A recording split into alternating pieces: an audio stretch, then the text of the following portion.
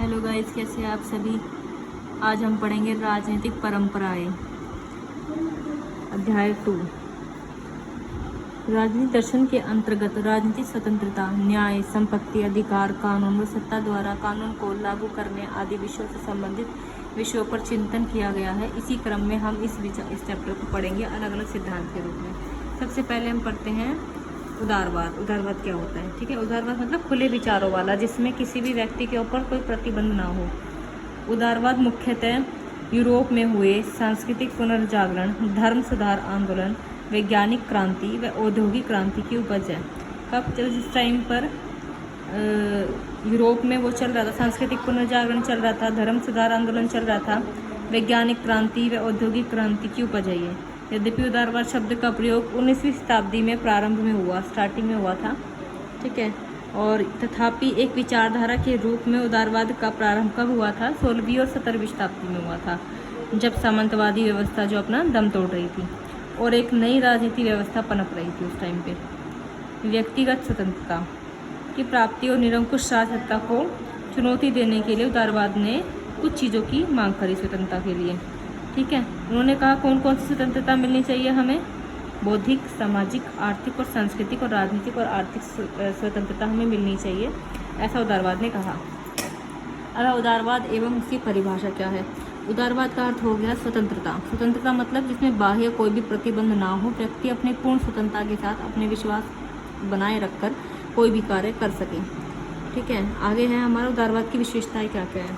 उदारवाद की विशेषताएं क्या है? मानवीय विवेक में आस्था, कि मानव का अपने विवेक, अपनी कुशलता, जो भी वो कार्य करने में कुशल है, उसका जो विवेक है, माइंड क्रिएटिविटी है, उसमें उसकी आस्था हो। मानवीय स्वतंत्रता की धारणा में विश्वास, जो मानव की जो फ्रीडम है उस धारणा में उसका विश्वास हो कि हाँ मैं फ्रीडम में हूँ। समाज और राज्य कृत्रिम संगठन है। इतिहास तथा परंपराओं का विरोध हो।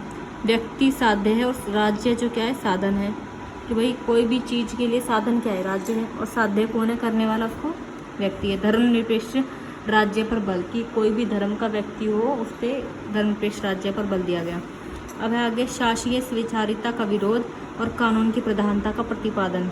अब लोकतांत्रिक पद्धति का समर्थन, अंतर्राष्ट्रीय विश्व शांति का समर्थन, कि अंतर्राष्ट्रीय स्तर पर विश्व में शांति बनाए रखना, कि अगर कोई भी हमारे इंटरनेशनल रिलेशंस को ख़राब ना होने देना, ये इसका सबसे मेन इम्पोर्टेंट विशेषताएं थी जो मैंने आपको बताई।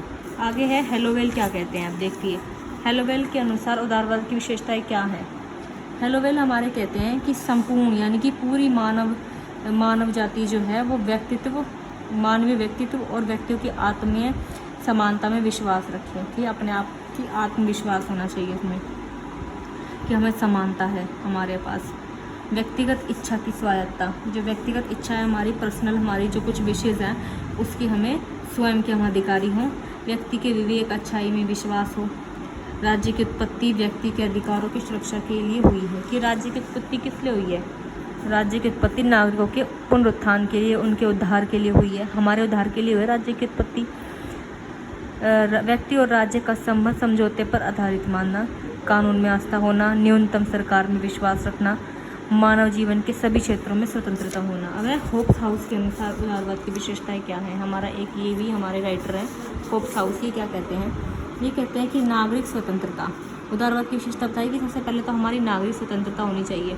शासकीय स्वेच्छाचारिता, यानी शासक जो कर रहा है, जो शासन कर रहा है, वो अपनी इच्छा के अनुसार सारे कार्य करता है, इस चीज़ का विरोध करती है। तथा इसका कथन यह है कि व्यक्तियों का ये अधिकार नहीं होना चाहिए, केवल कानून का ही होना चाहिए, कि कानून ही हम पे कोई चीज़ का प्रतिबंध लगाए, कोई व्यक्ति हम पर कोई प्रतिबंध ना लगाए, किसी भी तरीके से अपनी मनमानी ना करे। नागरिक स्वतंत्रता के द्वारा सभी अपनी स्वेच्छा से विरोध करें, कि भाई नागरिक स्वतंत्रता हमारी हमें मिलनी चाहिए, अपनी इच्छा से हम अपने कार्य को कर सकें। वित्तीय स्वतंत्रता मतलब धन से रिलेटेड। नागरिक चेतना के उदय के साथ ही इस बात पर भी बल दिया गया कि नागरिकों पर उनके प्रतिनिधियों की इच्छा के बिना कोई कर टैक्स ना लगाए, कि अगर हमारे प्रतिनिधि की इच्छा नहीं है तो उस पर कोई टैक्स कर नहीं लगाया जाएगा। व्यक्तिगत स्वतंत्रता, व्यक्तिगत यानी पर्सनली हमारी जो स्वतंत्रता है हमारी वो होनी चाहिए। व्यक्ति के जीवन के रहन सहन पर जब तक कोई व्यक्ति नहीं चाहता, जब तक कोई हस्तक्षेप नहीं करेगा, कोई भी व्यक्ति हस्तक्षेप नहीं करेगा, जब तक कि समाज के हित के लिए कुछ जरूरी ना हो। अब सामाजिक स्वतंत्रता का मतलब ये हो गया कि समाज में जन्म, संपत्ति, वर्ण, जाति इत्यादि के आधार पर हमारे साथ कोई भेदभाव नहीं होगा। आर्थिक स्वतंत्रता से रिलेटेड ये हो गया कि व्यक्तियों के जीवन यानी आर्थिक जीवन तथा उनके द्वारा उद्योग तथा व्यापार में राज्य द्वारा हस्तक्षेप किया जाना नहीं चाहिए, कि भाई राज्य द्वारा कोई हस्तक्षेप ना हो। हमारी पर्सनल जो आर्थिक चीज़ें हैं, उद्योग से रिलेटेड, जो व्यापार से रिलेटेड है, उसमें राज्य कोई किस तरीके का इंटरफेयर नहीं करेगा। जातीय तथा राष्ट्रीय स्वतंत्रता, इसका मतलब वो क्या कि राष्ट्रों के आत्मनिर्णय और भौगोलिक एवं प्रशासनिक दोनों क्षेत्रों में स्वयं शासन के सिद्धांत का प्रतिपादन करते हैं। ठीक है, आगे है तथा जातीय समानता का भी समर्थन करते हैं। आगे अंतर्राष्ट्रीय स्वतंत्रता। अंतर्राष्ट्रीय स्वतंत्रता क्या है? उदारवाद एक राज्य द्वारा दूसरे राज्य के विरुद्ध बल प्रयोग का विरोध करता है।